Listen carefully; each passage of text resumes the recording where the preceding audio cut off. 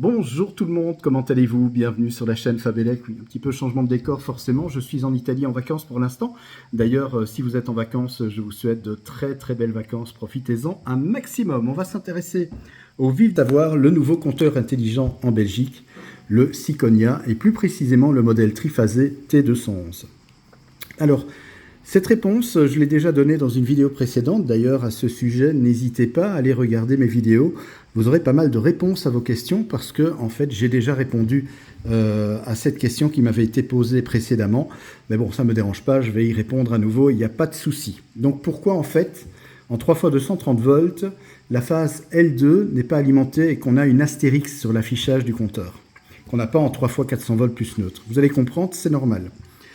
Pour le fonctionnement du compteur, Ores fait un pontage au niveau du bornier entre la phase L2 et le neutre. Donc autrement dit, le neutre, c'est la phase L2. En effet, comme il n'y a pas de neutre, il faut bien alimenter le compteur de cette manière-là. Donc ici, j'ai repris un schéma qui est le schéma classique de tous les compteurs, même les plus anciens, les électromécaniques triphasés. Donc on a toujours nos trois systèmes, donc bobine courant et bobine tension. Les bobines courant, c'est en noir ici, L1, L1', et bobine tension, c'est en rouge. Donc il faut vous imaginer ici, c'est une bobine. Et vous voyez que chaque bobine, en fait, est reliée par le même câble au neutre. C'est le fil neutre, le fil commun. Si c'est en 400 volts, il n'y a pas ce pontage forcément, sinon ça ferait court-circuit entre phase et neutre. Et à ce moment-là, chaque bobine, les trois systèmes de tension, sont bien alimentés en 230 volts, mais pas en 3x230. Parce qu'en 3x230, le fait de faire le pontage de la phase L2 avec le neutre, quand on regarde ici la bobine 1, donc la bobine de la phase 1, elle a bien ses 230 volts, puisqu'à la fois, elle est alimentée entre la phase L1 et le neutre qui est la phase L2 via le pontage. Par contre, la bobine tension de la phase 2, elle, a 0 volts.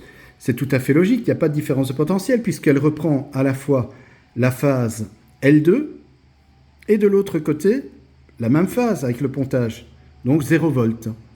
Tandis que la bobine tension du système phase 3, donc L3, elle est alimentée entre L3 et L2 et reçoit bien ses 230 volts.